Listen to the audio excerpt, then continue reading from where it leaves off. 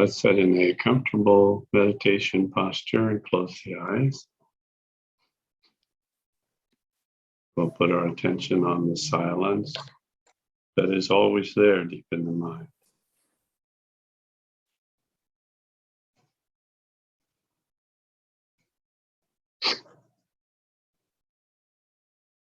Connecting with that silence, we become the silence. We are the silent witness.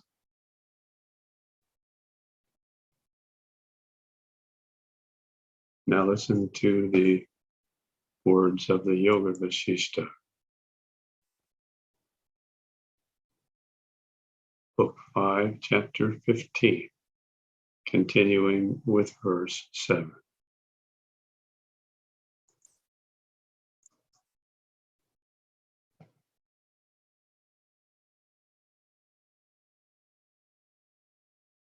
There is a knowledge that I am the life of my body and its powers.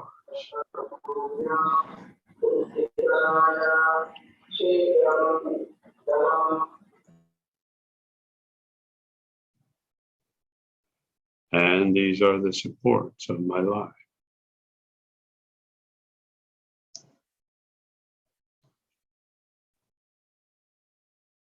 And I am nothing.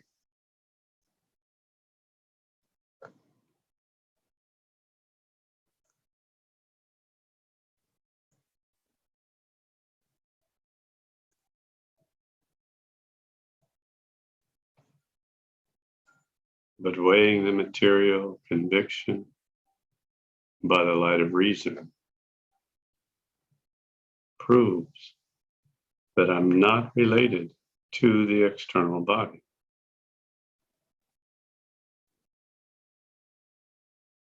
And the body does not bear any relation to my internal soul.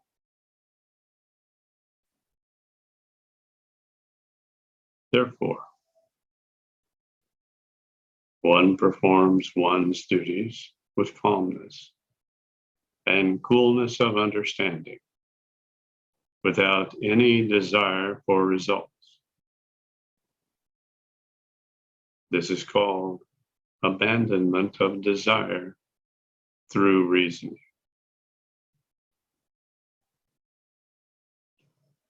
Vasishta is not recommending that we make a mood of this abandonment of desire.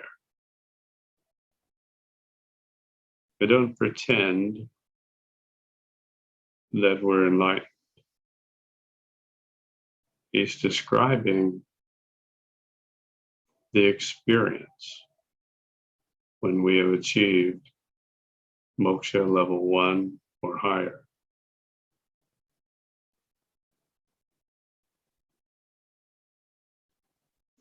If we're always connected with the silent witness, 24 hours a day,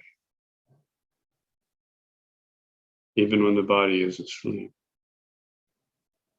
and the mind is engaged in dreaming,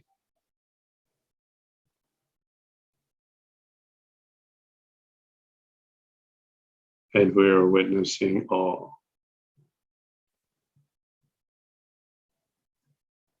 Then we are in moksha level 1, cosmic consciousness. And from there, we perform our duties with calmness and coolness of understanding and without any desire for results. We are just simply performing the acts that need to be performed. Now, these acts that need to be performed are acts that are in perfect alignment with the divine karmic traces. We're still aware of some karmic traces in our awareness. There may still be some fleeting desire to do something that our intellect tells us is not in alignment with divine karmic traces. Because at this level of moksha level 1, we have a clear view, clear understanding of divine karmic traces. We have also the ability to view the past and the future at any time that we wish. The witnessing of the physical body and the earth plane and the people all around does not have to be confined to the present moment.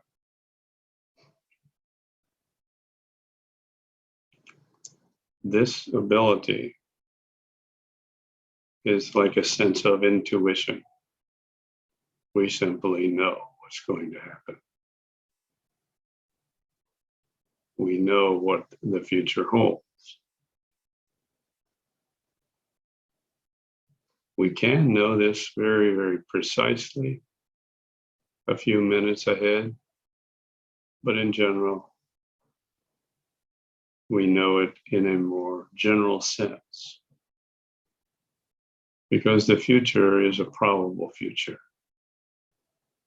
depending upon all the activities of all the human beings on earth who have the ability to think a thought and take an action, whatever they want to do. This is their gift. This is their freedom, innate freedom. Every human being is a sovereign being.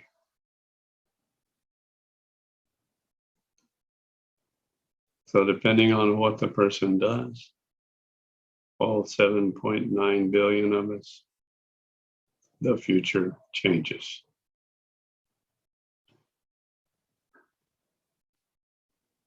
Right now, the future of humanity is extremely dark, heading into extinction. But the probable future of humanity is very bright. Probable future of humanity is a golden age, a time when every human being on earth is at a much higher level of consciousness than they are today. An average of 350 on the scale of levels of consciousness. We know this clearly, intuitively, but the path to that will be torturous. Through this ability to know the future and to know the divine karmic traces, when any impulse arises, we quickly see which it is. Is it in alignment with divine karmic traces? Or is it in conflict? If it's in alignment, we do it. If it's in conflict, we let it go.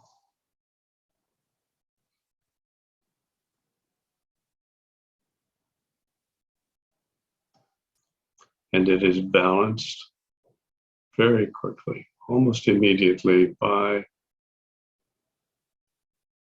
the Param Jyoti, Krishna's effulgence, the highest level of the silent witness.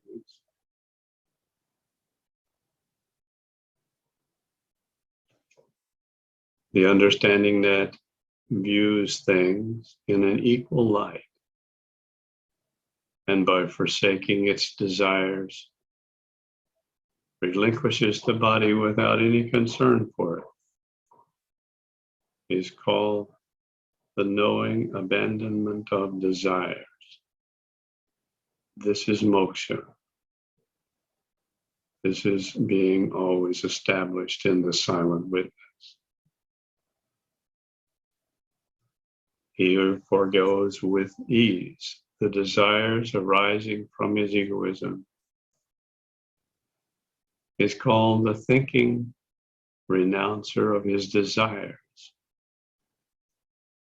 and is liberated in this lifetime. He who is calm and even-minded by his abandonment of vain and imaginary desires is a knowing deserter of his desires, and he is also liberated in this world. He is established in moksha. He is living enlightenment, also called Jivan Mukti. Those who abandon the desires in their thoughts and remain with listless indifference to everything are those who are liberated in their lifetime. Jivan Mukti. They are also called liberated who have their detachment after abandonment of their desires and who rest in the silent witness with their souls disentangled from their bodies.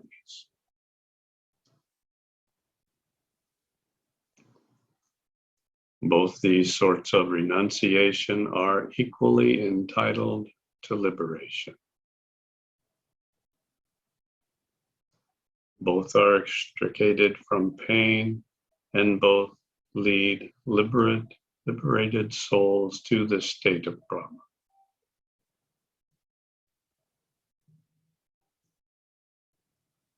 The mind, whether engaged in acts or disengaged from them, rests in the pure Spirit of God by forsaking its desires.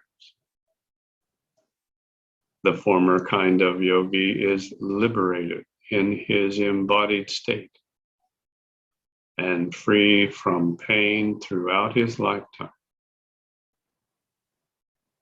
But the latter, who has obtained his liberation in his bodiless state after his death, remains quite unconscious of his desires. He who feels no joy or sorrow at the good or evil which befalls him in this lifetime, as it is the course of nature, is calling the liberated living man. He who neither desires nor dreads the causalities of good or evil that are incidental to human life, but remains quiet regardless of them, as in his dead sleep, is known as the truly liberated man.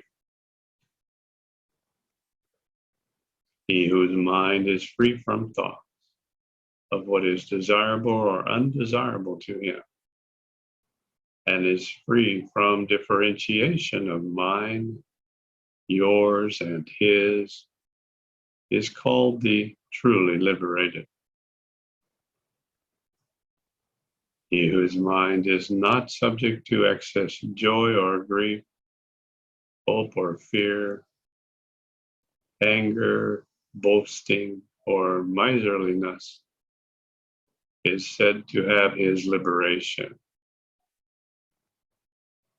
He whose feelings are all dulled within himself as in his sleep, and whose mind enjoys its joy like the beams of the full moon, is said to be a liberated man in this world.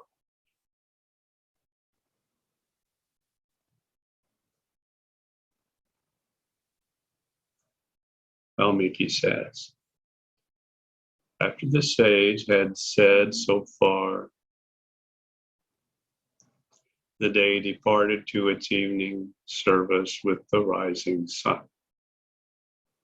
The assembled audience retired to their evening ceremonial washings,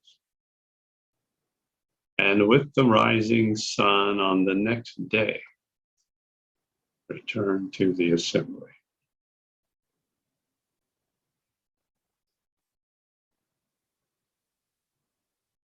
Chapter 17. Describing liberation while living and Brahman beyond words. Vasishta said,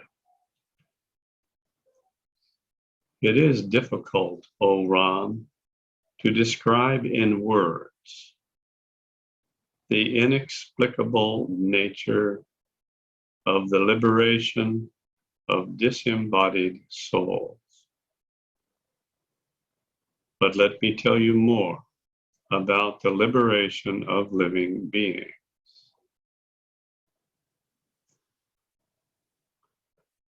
The desire of doing one's duties without expectation of reward is called living liberation. And those who do their duties in this way are said to be the living liberated. The wise sages describe dependence on beings, on their desires, and their strong attachment to external objects as their bondage and chains in this world. But the desire to conduct oneself according to the course of events, without any expectation of results, also constitutes the liberation of the living as one's duties are performed with the body only. The desire to enjoy external objects is truly the bondage of the soul. Indifference to worldly enjoyments constitutes one's freedom in his living state. Lack of greed and anxiety in anticipation of some gain, an absence of joy and change in one's disposition afterwards, make true freedom of men. O high-minded Ram, know that desire, which is eager expectation to possess anything, is the greatest bondage of men.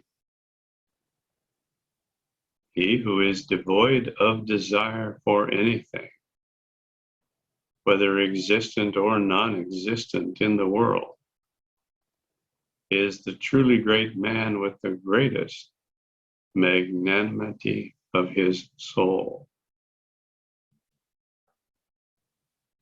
Therefore, Ram, forsake the thoughts of both your bondage and liberation, also of your happiness and misery. Get rid of your desire for the real and unreal and remain as calm as the undisturbed ocean. Think yourself, O intelligent Ram, to be devoid of death and decay. Do not stain your mind with fears of disease or death.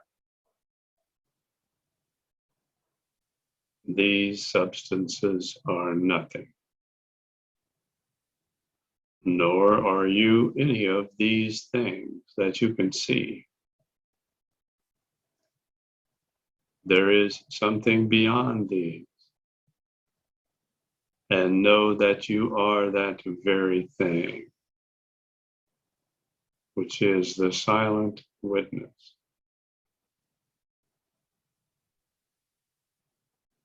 The phenomenon of the world is an unreality,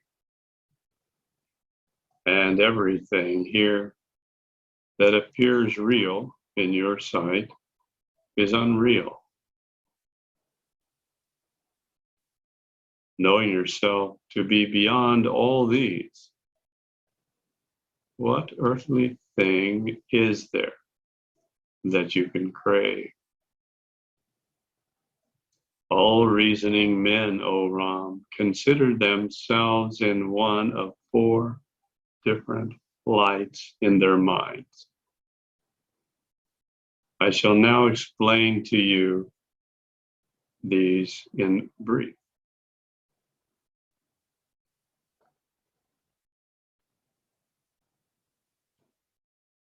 He who considers his whole body as the offspring of his parents, devoid of his spiritual part,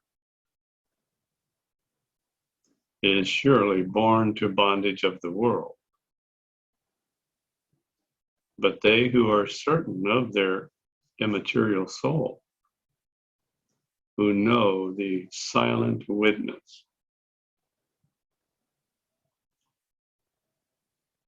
which is finer than the point of a hair,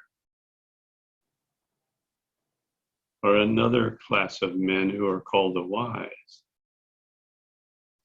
and are born for their liberation. There is a third class of men who consider themselves as same with the silent witness.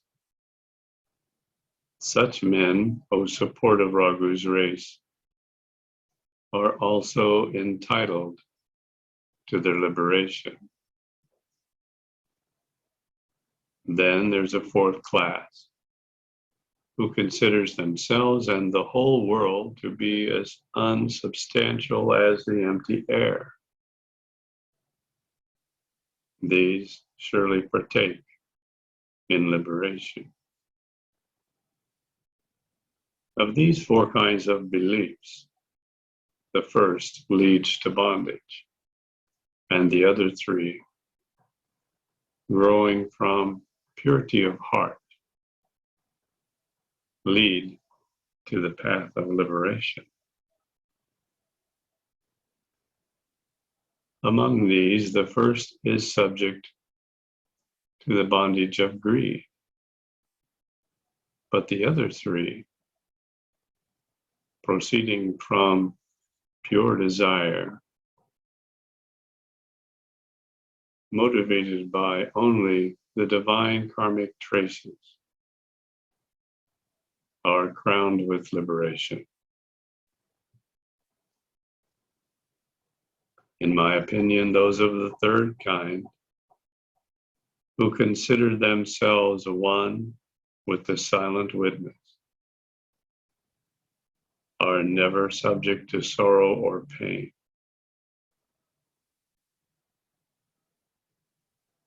The magnitude of the silent witness extends over and below and all about existence. Therefore, the belief that all in one or one in all never holds a man in bondage.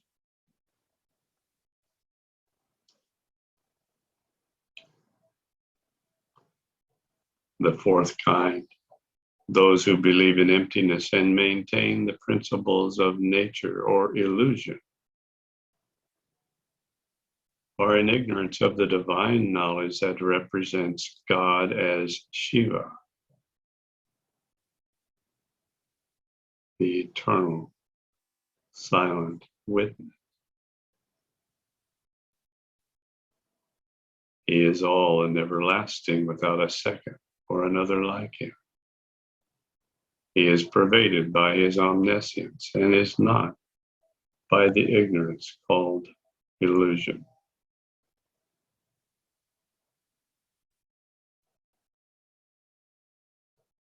Now will continue established as the silent witness and perform Trimana Sanyama on the esoteric Mahamantra. to balance all karmic traces that have arisen in the awareness from the reading of the Yoga Vasishtha today.